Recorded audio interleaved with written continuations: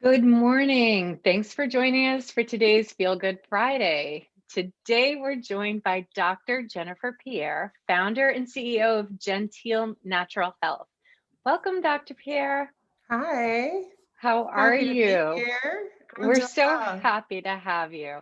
Why don't you introduce yourself, and then we're going to dive into today's discussion about naturopathic medicine and strategies for being proactive with your health. I'm so excited for this conversation. Sure, me too, me too. As you mentioned, I'm the owner and CEO of Gentle Nature Health, and I've been practicing here in Connecticut for about 4 years. I was working at two practices in various parts of Connecticut, and then I launched my own business. And I want to say thank you to the WBDC for your support in that process. My business has three tenets. So primarily what I do is patient care, particularly women's health. That is my passion. So I help women get pregnant. I help them deal with pain and discomfort of irregular menstrual periods, PCOS, fibroids. So women's health is the majority of the patients that I see. And then the other two parts of my business is that I also coach other physicians and other health professionals who are interested in integrating natural medicine into their practices. And the last part is that I do public health consulting because that was my first career before becoming a naturopathic doctor. So those are the tenets of my business. So I am a physician and public health professional of about 18 years now. Yeah, and you keep very, very busy, I know. So, I am. and starting a new business is no joke, right? And you're No, doing no. amazingly, and congratulations on that. That's really, really exciting. Thank you. Thank you. So, I want to start out just by asking you to explain to us what naturopathic health is and when does somebody see a naturopathic doctor? Like, talk to me Great about question. this. Yes, great question. So that's the $1 million question all the time I get asked. And I am very aware that people don't know what naturopathic medicine is. So sometimes people are like, I'm sorry if I sound an ignorant and I'm like, no. I didn't find out about naturopathic medicine until I was in my 20s. So, I was one of those people who was pre-med, went to undergrad Cornell University. I was pre-med like so many other people, and I never heard about this. So naturopathic medicine is actually very old. It was in the early 1900s, we had all these different types of medicine, but they were working more together. They were more integrated. So there was allopathic medicine, which we more commonly know in our modern day medicine. There was naturopathic medicine. There was chiropractics, osteopathic medicine. So they were all homeopathy. They were all happening at the same time. And naturopathic medicine is based on the ancient medicines of the Americas and Africa, Asia, all those indigenous medicines that are so old that our modern day medicine is derived from. A lot of people don't realize that. So a lot of the medications and drugs that we commonly use are based in herbal medicines. So we use that knowledge and kind of modernize it. So now in naturopathic medicine, what has happened throughout the years is that as the rise of pharmaceutical drugs and antibiotics and those types of things became more popular, we kind of shifted our focus in medicine. So what I do is pretty much what doctors were doing in the early 1900s, and that just is a preventative focus on medicine. So I talk Preventative to focus. patients, yeah, I talk to patients a lot about their diet, their lifestyle. Nutrition is a big piece. That's kind of like people always ask in kind of like reference to conventional medicine. So how is it different? How is it the same? So the differences are in medical school, we have to learn both. We have a year and change of nutrition that we have to learn. That's not commonly done in conventional medical school. But Correct. what's similar is that we do learn pharmaceuticals. We have no choice because a Right. lot of our patients are coming to us on pharmaceuticals. So we're trained as primary care providers. And we integrate both. So like if a patient comes in and they have a cold, sometimes if you go to a conventional medical doctor, hopefully, because I have friends who are conventional medical doctors, they'll say get some rest, fluids, but unfortunately there are some cases where they'll give you an antibiotic. And Mm, as we now know, antibiotics do nothing for the common cold. So we're right. constantly looking for the root cause of the disease and how to heal it without, using pharmaceuticals. And pharmaceuticals are our last choice, not our first choice. So it's really a difference in philosophy. It's preventative medicine versus reactionary medicine. And I always like to say this because sometimes people can get it, misconstrued. I believe that there's a need for both in healthcare.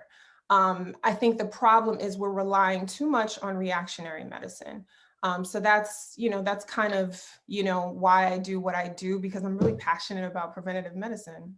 Right. So you did say also that you work in tandem with physicians so that you can combine the best of both worlds, really. But Yeah, people would come to you preventatively, and they would talk to you hopefully. about, right. Well, that is the Hopefully. hope, right? You're hoping to get people into you before there's a problem. But when there is a problem, you have to you do the whole blood panels, the whole Yes. lab tests, all of that to find out what's going on um, in the body, so that you can help treat that. Is that correct? That's absolutely correct. So because we're trained primary care physicians, I think people don't know that. I know we had a discussion a while ago about, what people don't know, and people don't realize we're physicians, we're primary care physicians. That's how we're trained. In Connecticut, I'm considered a specialist. So it's a little bit different depending on what state you're practicing in.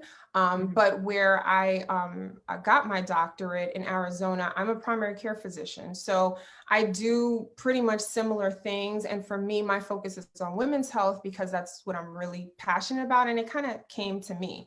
But just like what you said, because we're primary care physicians, a lot of patients come to me because they have been going to their other PCP. They're not really seeing results in some sort of way. And then they want to try a natural approach. So they're like, okay, Mhm. I've tried this approach. I want to do something a little different. Unfortunately, they come to me mostly in desperation. And Mm. there's been years of a condition, and they're kind of looking for that magic green pill, right? They're looking for, oh, can I just take something natural to replace my blood pressure medication? And it doesn't work like that. Because many patients, they come with that idea, but you still need your medication as we're working with making those changes in the body, as we're looking at your nutritional status, because that can, Mm. affect your health. We're looking at, is there some supplementation that can assist your medications work better? So those are the kinds of conversations I have with my patients, because a majority of them already come to me and they're on medication. So the goal is Got not it. to take them off immediately. Maybe we can wean you off over time, but the goal is that you make those fundamental changes that allow your body to be healthier. And then now you can, do a better job with managing that illness or disease. And so that's when people come to you and they're already in it. But ideally, you said you'd like to Yes. have people come to you before there is an issue. So preventative medicine. And what Yeah. does that look like? And what would that look like for somebody who maybe had never been to a naturopath? They're in great health, but they're like, oh, well. So what does that look like? What are some questions we can ask our naturopathic medicine doctor, Hmm. or what are some things to be thinking about before we go in preventatively? Yeah, so that's a great question. So I think people don't realize they need it when they do. Unfortunately, we are very sick, right? We're very sick. This country is extremely sick. It's Heart Health Month, right? And so when Mhm. we're talking about prevention, right? Wearing Heart your Health red. Month.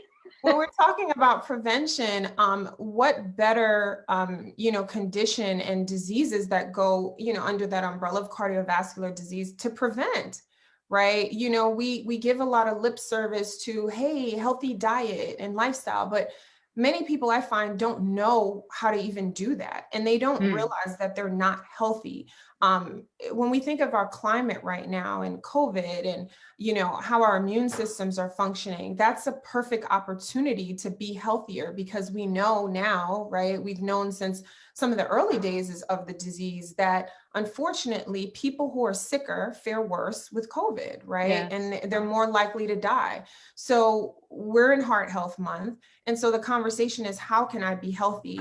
Generally, there's not enough time in your typical doctor visit to have those conversations. So a naturopathic doctor can have those conversations, because we spend an hour first visit with patients, and follow up is 30 to 45 minutes. Oh, wow. So in those conversations, I'm talking to a patient about, what is your lifestyle like? What is your diet like? What are your stressors? What is your family history, genetic markers? And when I run labs, I'm looking at things like cardiovascular inflammation and things like that. So that is the conversation. It's, what are your risk factors and how can we abate them so that you can be, healthier? So preventatively, like you said, what people say they're healthy, but honestly, when people tell me that, I don't buy it. And it's not to be mean, but it's that we all have different definitions of healthy. And Mm-hmm. it's not accurate. If you are deficient in nutrients and minerals, how are you going to be healthy? Your body's running on E. And we know that we need a lot of these nutrients just for the metabolic processes of the body. Just to break down our foods, we need certain nutrients. Just for the body to run efficiently, we need certain nutrients like magnesium and, B12 and iron and all those things. And most of the And women vitamin D. and vitamin D, right? Now it's a I hot say that from topic, I say that from right? personal, like I just found out I'm extremely low in vitamin D. So I'm like, I mean, I think that's common, but It is common. And I that's another know, thing people don't know. yeah, I And mean, it's yes, important to get all these factors in, and you help us with that, going to a not, and it seems like you go into some seriously deep yeah, detail. because it's Okay. everything. It's the mental, emotional, in our training, we have to learn, we take all the biomedical sciences. So your physiology, the pathology, all those kinds of things, urology, gynecology, we have to know all of it. So what we're doing is really integrating, how does nutrition work in tandem with that? What are the drug herb interactions that may happen? Mm, And I think when we think about and then we do counseling as well. We have to learn counseling, because the most important part of that first visit is the intake. Finding out what are right. those factors. If you don't ask the right questions or have enough time to ask the right questions, you're not going to get the information you need so you can help the patient. So a big part of what I talk to patients about is that mental emotional piece, because we understand now there's so many research studies on stress and how that impacts the body, and can lead to disease because of the inflammation that it caused. And so that is also, going back to our heart health, inflammation in the body is deadly, and so everything that we do, what we consume, how our lifestyles, our emotional state, all of that affects your heart health. And it seems like working with a naturopathic doctor really takes into that holistic view, where maybe we have more time to work with, or you have more time to work with the patient than a standard. But I love that you also work with, I do. um, physicians just I do. together and with that medicine. And I think that's Because really that's what it should be. yeah. That's what it should be. Why not use all the tools that we have for medicine? We have these tools. They're working. My patients get better. It requires work, and they have to be ready to do the work, make those lifestyle changes, but we can do it. And they're seeing other physicians, and that's totally fine with me. I don't have any kind of like hierarchy or, Yeah. static, with the conventional medical world. My predominant issue is that we have to get back to that prevention. I'm public health first. That was my first career. So in public health, we learn, how are you preventing diseases in these populations? Epidemiology. We're doing research to understand why diseases are killing certain people and how can we make those changes. Health promotion, all of those advertisements that you see, that's public health doing those kinds of things, telling you to get screened for diseases. So how can we have this preventative piece, but then we're not applying that in our actual medicine? So let me ask you a question here. Since it Sure. is Heart Health Month and we Sure. are talking preventative, what would be some very low Low-hanging hanging fruit. fruit type of things that we can do very easily to help us with our heart health? It's very Yes. important. It's important for women. I mean, obviously it's important for everyone, but like let's hear about those easy little low-hanging fruities. They're easy, I promise. So I'll do three. I'll do three Oh, easy. good. I like threes. Three, that's my favorite number. So three. So number one, get a blood panel every year. Easy. Okay. Get a blood panel from your doctor. Now, on this blood panel, and this is easy, make sure vitamin D is on there, right? Like you said, make sure B12 is on there. Check your iron status, especially if you're a woman. And check your cardiovascular risk factors. And so those are commonly known in the medical world as CRP and SED rate. So those are like right there, blood work every year. Everyone should be getting blood work every year. And then more particular, if you have certain issues, you need those things checked. So that's number one. Okay. Number one, Easy. get the blood panel. I did just get mine, and Yes. I know about the vitamin B12 now and the vitamin D. Those are Yep. my, big. And then I didn't realize that these can actually give me more energy, which I'm thrilled about. Yes. So sometimes I don't always tell my patients this up front with the vitamin D, but they'll start taking and they're like, I feel a lot better.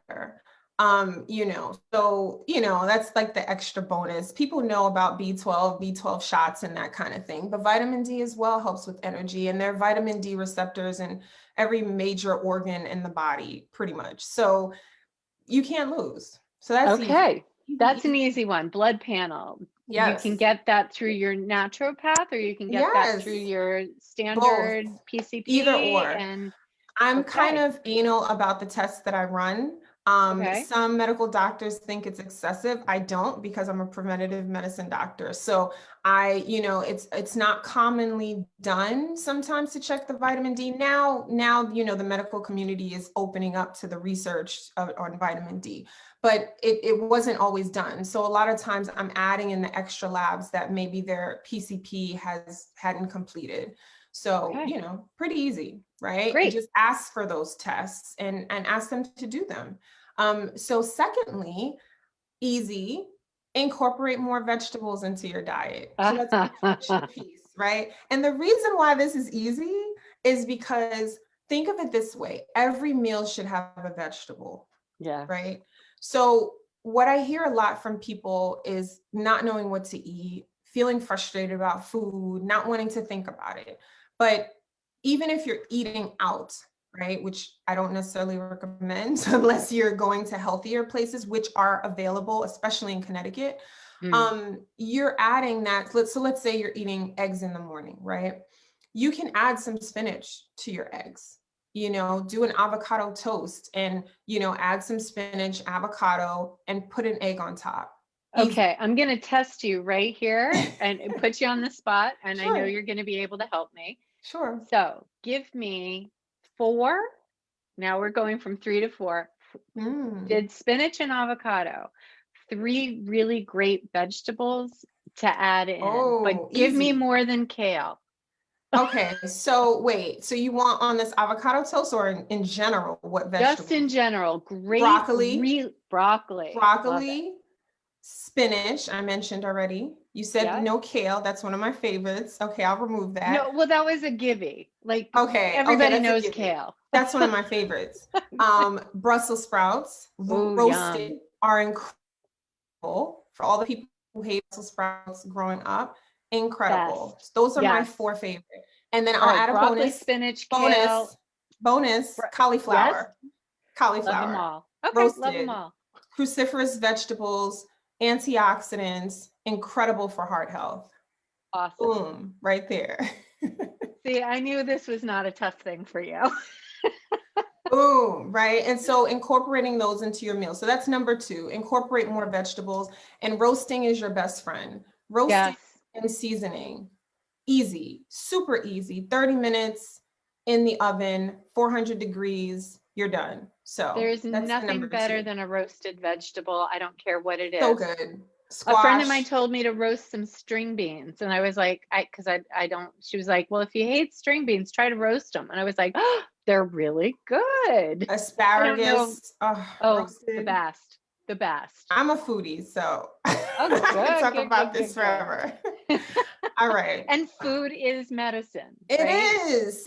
Yeah, See yeah. that, I mean, and the key is to eat like these nutrient dense foods because they keep you full. So they keep you away from those carbs, right? Because if you don't feel full or not eating enough, you're going to go to the carbs.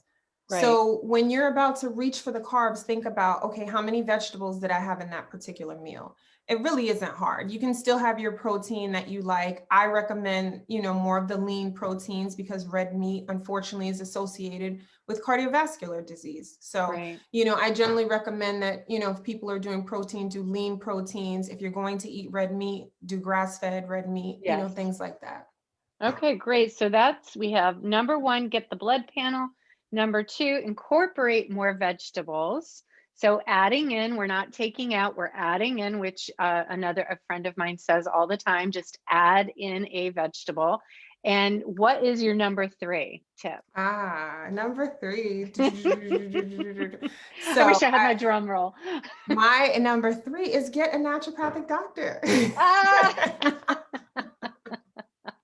Didn't see that coming. I did not, but good one for you. I No, like and that. and Yeah. as part of that, Seriously it's though. building out your healthcare team, right? Oh, So I like that. build out your healthcare team. You don't need to have, a lot of people feel tied to just having one person. Why not use what you have? Depending on where you live, you can have, a nutritionist, a naturopathic doctor, a medical doctor, a chiropractor, an acupuncturist, Mhm. build out your healthcare team. That's what I do. And I'm so happy that I've felt the freedom to do that for a majority of my life, right? That's what kind of led me on this path. Breaking up with doctors I didn't like, and that's what kind of led me to naturopathic medicine. I wasn't happy with the visits that I had, with some conventional medical doctors. So I was constantly looking, and that's how I learned what a naturopathic doctor was, I love and it. and I talk about that in my book, Pathways to Her Rise. I talk about my journey to, naturopathic medicine, why I wasn't happy with the way the system was run, even how public health led me in this direction of preventative medicine. So build your healthcare team, build it out. I love that. So our CEO, Fran Pastore, always Yes. says, build your personal board of people, your personal board of directors. And I love that. And this is the same thing, but build your personal healthcare team, which I just think is so amazing. You have the And right? You have the yes, right. And if you don't like the doctor that you're seeing, I'm a big fan of people breaking up with their doctors.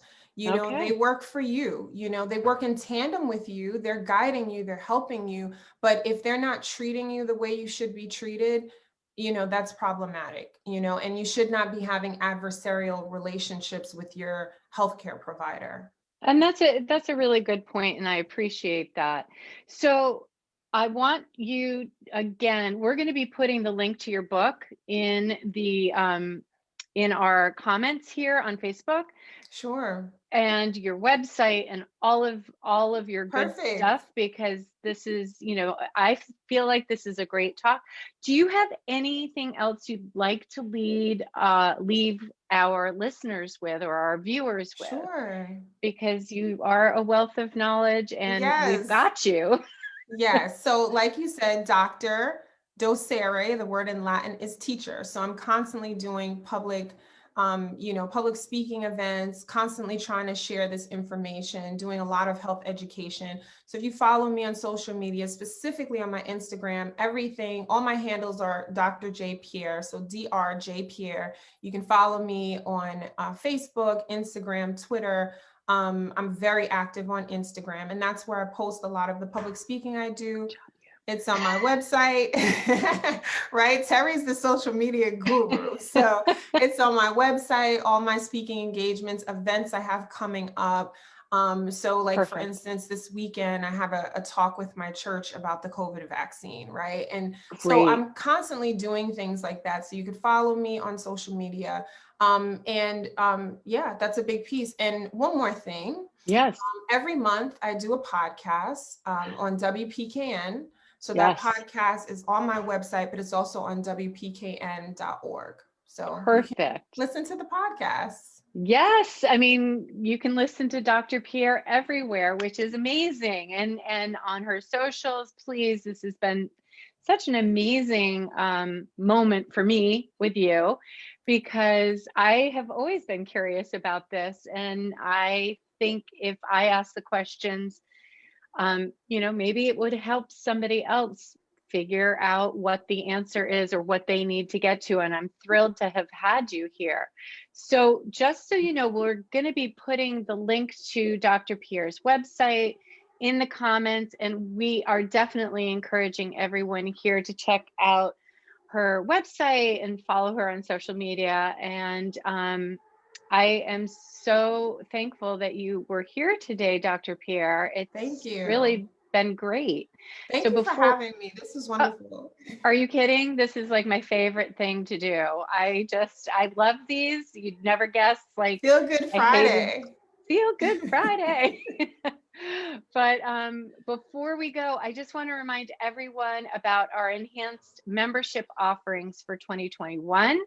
Along with our free advocate level membership, we've also introduced our paid Catalyst membership, which includes exclusive promotional opportunities, networking events with fellow Catalyst members, very important, special discounts on WBDC paid programming, events, and additional exclusive discounts. And e-commerce based businesses will be featured in the WBDC's year-round virtual marketplace. So that's a great feature. And as part of our amazing WBDC Connect Facebook community, we're happy to offer you access to the Catalyst membership at the special discounted rate of $45 for the year.